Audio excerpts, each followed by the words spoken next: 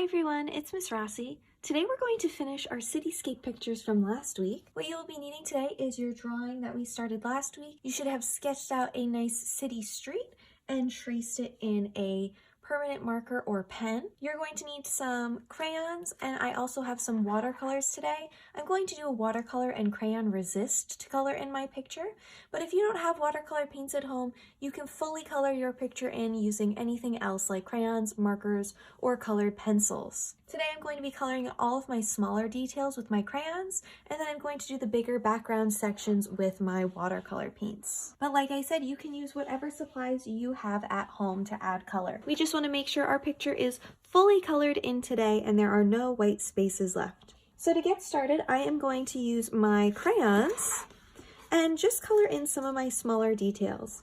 So these smaller details I think I'm going to color in are going to be some of my windows, those little lines on the street, the sidewalk, maybe even my clouds and my trees. You can decide what you think are spaces that might be too small for your paintbrush to fit and fill those in with your crayons. And now, since we are doing a crayon and watercolor resist, wherever I add crayon on my paper, my watercolor will not be able to cover over it. So my crayon is going to prevent my watercolor from getting in those spaces. So by coloring in all of these small little sections, I know that they will stay nice and bright and clean in the color that I'm placing, instead of the chance of them mixing together once I start adding my watercolors. Now you can color your picture in however you would like. It does not have to look like mine. I'm coloring in my windows yellow so it looks like there's some lights on inside my buildings. I think I'm going to do a few more on this side, and I'm gonna leave some gray. So then it looks like maybe the light's off in there. Now your picture might look different than mine. You might have drawn a different style city. You might have different kinds of buildings or houses. Maybe you have bridges or water. So it's really up to you what you think yours should look like and what parts you should color and what parts you should paint.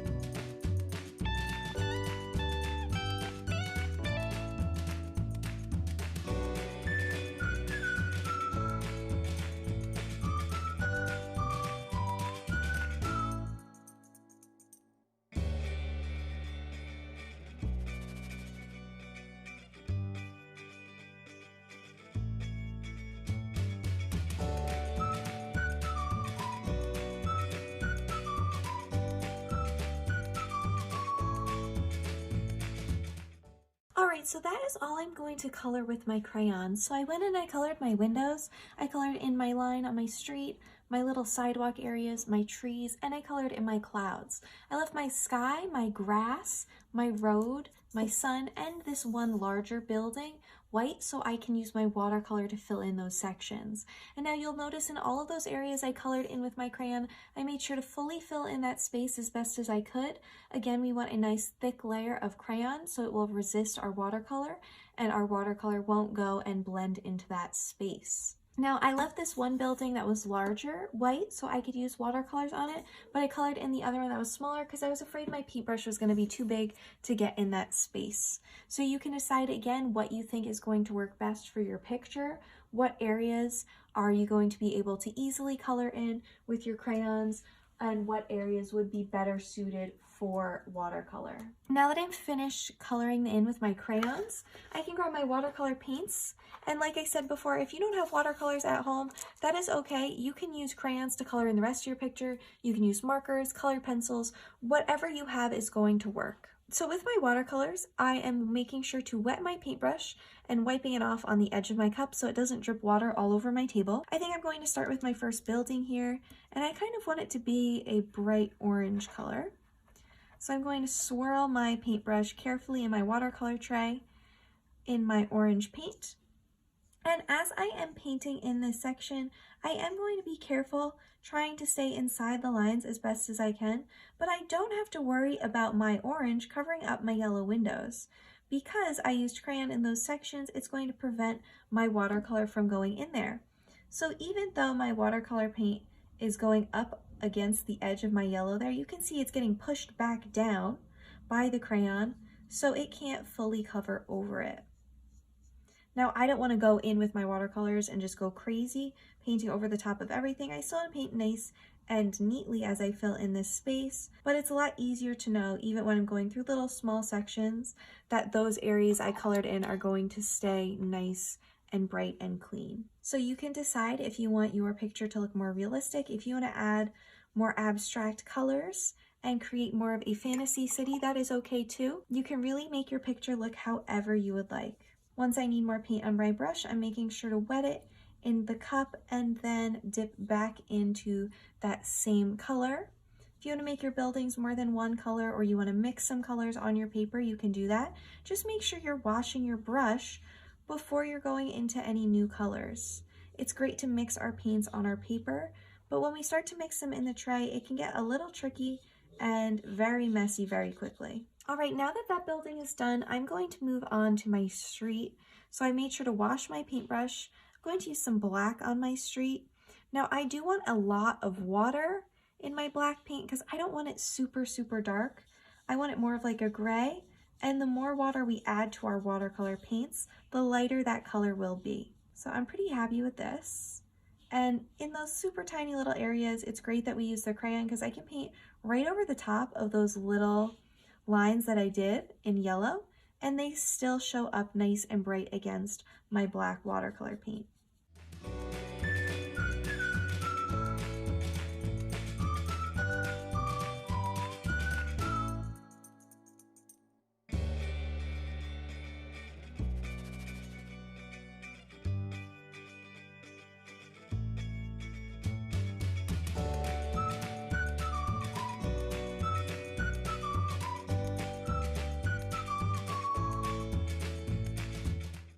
Great, that looks pretty good. The next thing I'm going to do is my grass down here. I'm going to make that a nice bright green. I made sure to wash my paintbrush really well because I didn't want that black paint to mix into my bright green paint.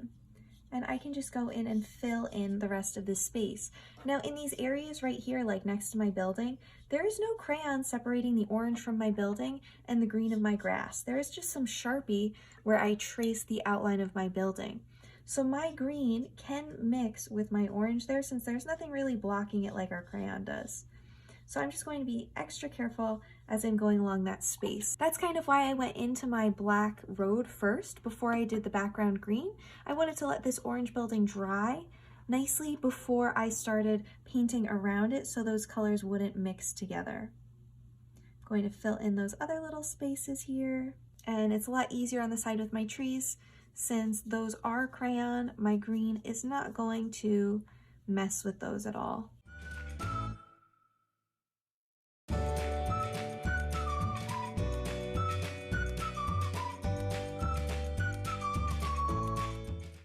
I'm going to move on to my sky next. I'm going to wait to do my sun because I do have wet green paint down here, and those will start to mix together if I don't let them dry first.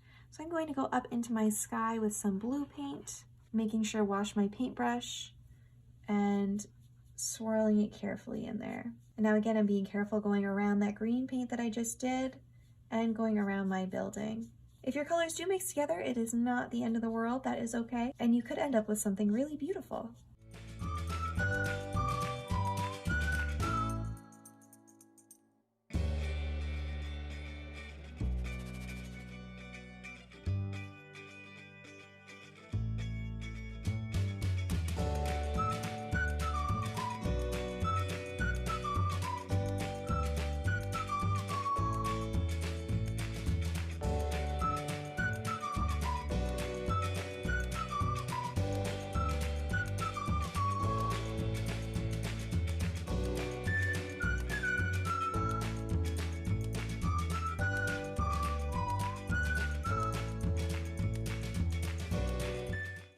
And now that my sky is finished, I can go in and do my sun. So again, I washed my paintbrush and I'm just going to carefully fill in my sun here, watching out for those areas where I already used my watercolor paint, like the sky, like my orange building. I don't have to worry about my clouds so much because I did color those in with my crayon. And I just want to watch out for that little bit of green grass I have down below. And I think I want to mix a little bit of orange into my sun. So I washed my paintbrush, dipped into my orange paint. Now I can blend this together in my sun, swirling it around so I have some nice texture going on in there. And that is my cityscape picture all finished. Once you're done with your project, you're going to want to let it dry before you pick it up and put it anywhere, but you can take a photo or video of it and share it with me on my Canvas page so I can see what you've created. I can't wait to see all of the fantastic cities you guys have created while at home. Try your best, have fun, and get creative, and I'll see you soon. Bye!